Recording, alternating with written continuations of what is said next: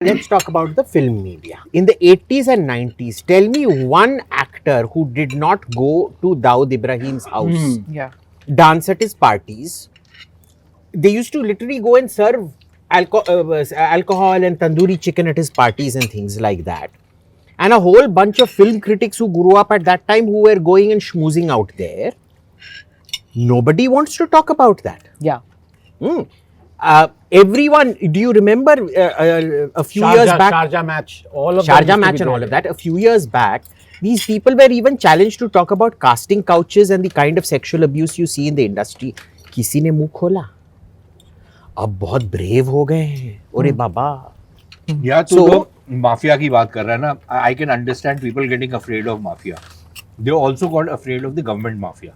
Please tell me, in the 60s and 70s and 80s, people who are now cribbing about propaganda movies, weren't Raj Kapoor's movies propaganda movies for the left?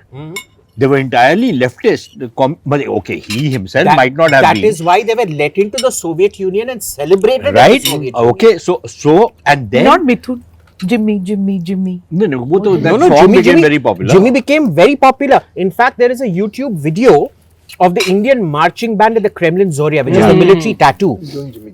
A military tattoos where all the militaries combine and they display their skills. But one second, let me finish.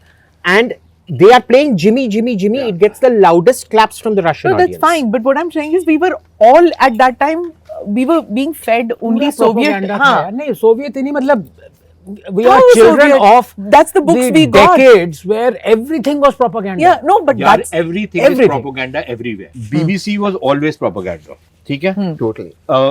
Voice of America also makes no things about the fact that it is a BBC always had pretensions that it is not a propaganda channel. It has been, right?